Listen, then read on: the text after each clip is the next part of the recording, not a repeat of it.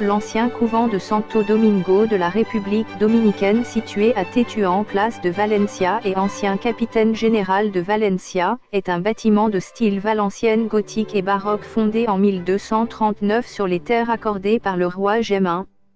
Dans l'East Gallery ouvre également la salle capitulaire, magnifique séjour voûté, dont la construction date du début du X5e siècle. Salle carrée de 12 mètres, c'est ce site de côté dont côte-voûte repose sur 4 colonnes centrales.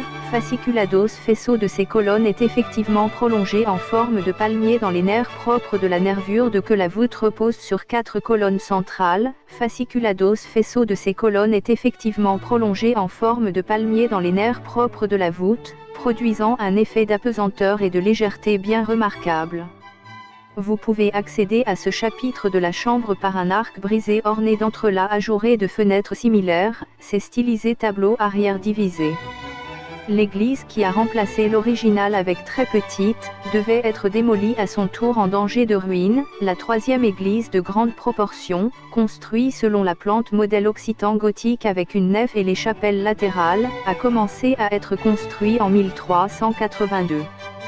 Si spacieux temple, qu'il ne reste malheureusement la chapelle de San Vicente, magnifiquement néoclassique, étendue et rénovée au XVIe siècle. Restauration de la chapelle de l'étirement du pied a récemment découvert nerfs et arches transversales hélicoïdales, structure gothique d'une fraction du navire du temple conventuel, renversée presque dans sa totalité en 1812.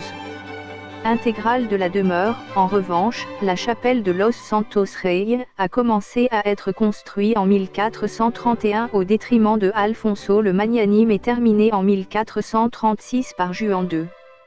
L'accouplement unique de cette noble enclos de voûte à nervures vous donne un intérêt exceptionnel, insolite, ce 3 étapes, le dôme oblong 2 premières A et X vers le presbytère, bien que de chapelle rectangulaire, 2 tubes à chaque angle de la façade permet une transition spatiale tellement ingénieuse.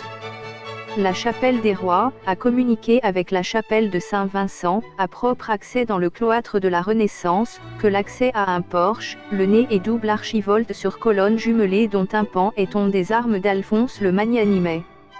Fait saillant de cette salle chez lui, entre gothique et Renaissance, le couvercle dôme également sans nerfs et double escalier hélicoïdal, arbre de pierre, qui communique avec la terrasse. L'échelle est extrêmement ingénieuse, permet à l'upélo des downloads simultanément 2 personnes sans croisement. Achèvement des parties essentielles du couvent fut entrepris la construction de l'entrée de cour au temple et la façade respectifs. Il s'agit d'un front en forme de retable divisé dans 2 corps.